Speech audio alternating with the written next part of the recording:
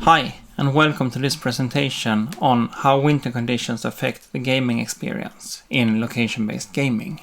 I'm Jon Back from Uppsala University, and this was written together with Karin Johansson. It's made possible through funding from the Strategic Innovation Program IoT Sweden, funded by Vinnova, Energimyndigheten and Formas. Location-based games are highly dependent on the physical environment. One important but often overlooked factor is weather. While awareness of weather conditions is important in all climates, it's of course more visible in extreme weather. Therefore, this paper focuses on subarctic winter conditions, as this is, at least in some locations, common, while also quite different from what most of us consider everyday use, and it's still not often designed for. Traditionally, weather focus has been on how to integrate the weather into the mobile games. Here, we'd rather focus on how to integrate the games with their local conditions. We followed 11 players, divided among 5 family groups, playing a location-based game in outdoor winter conditions. We performed qualitative observations, as well as conducted interviews and questionnaires with the participants.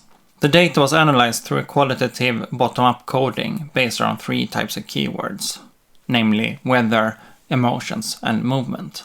The 3 types were then cross-referenced to find commonalities between weather and the other 2.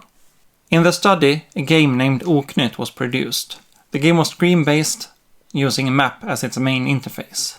On the map, medallions and evil clouds were displayed, and the players were supposed to grab as many medallions as possible while avoiding the evil clouds. The player avatar on the screen moved around according to the physical movement in space, making the players walk and run to catch the medallions. We tested the game in 2 different locations, a park by the water close to the town center, and in a recreational area including a forest and an ice skating rink in a suburban area outside of the city center. In the studies, 3 main factors were observed to have a big impact on the gaming experience. These were snow, ice, and cold. We outlined ways these conditions were both obstacles and adding value to the game. And for more detail, I suggest you read the paper, but here's a short overview. First, regarding snow, we could see coping mechanisms both before and during the game.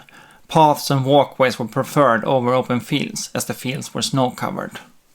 And several participants explicitly stated that snow is hard to walk in.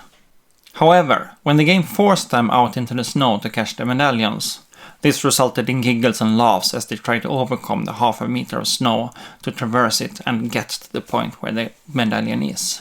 In this way, the snow was treated as an obstacle, but an obstacle that was fun to overcome for competitive reasons. And following from that, the game changed their behavioral patterns. It's worth mentioning that the coping mechanisms existed already before the game started, meaning this is a natural behavior. When we observe them handling a game in winter conditions, winter is their normal. It's the game that is special. And this rings true also for the other conditions. Second, regarding ice, this was also treated as an obstacle, mainly on the roads where when they became slippery, this forced the players to move slowly, not to fall over. However, ice is not only an obstacle, it also opens up new areas. Water becomes walkable.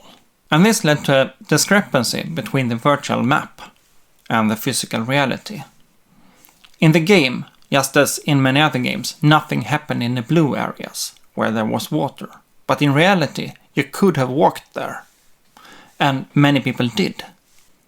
The third factor is cold. And unlike the other 2, this was only treated as an obstacle. It did not seem to enhance the experience in any way. The cold forces you to wear thick clothing and to not stand still. But most importantly, you can't be out for too long because you start to freeze. Interestingly, and often overlooked, the cold also affects technology. The 2 main things being it's hard to use the touchscreen because you don't want to remove your glove. And batteries die fast. Really fast. Also here we could see coping mechanisms had evolved. For example, one of the players plugged her phone into an external battery and put the battery inside her glove. And that way she could keep the battery warm. From the analysis of these factors, we suggest design implications for winter weather, mainly the need for short game sessions due to the effects of cold on both people and technology. To avoid interactions based on handling the phone, or what we could call gloves-on gaming. To adapt gameplay for movement in the snow.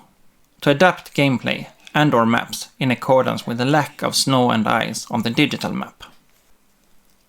And finally, by explaining how winter conditions affect the gaming experience, location-based games can be better adapted for these weather conditions and thereby help in making better design decisions.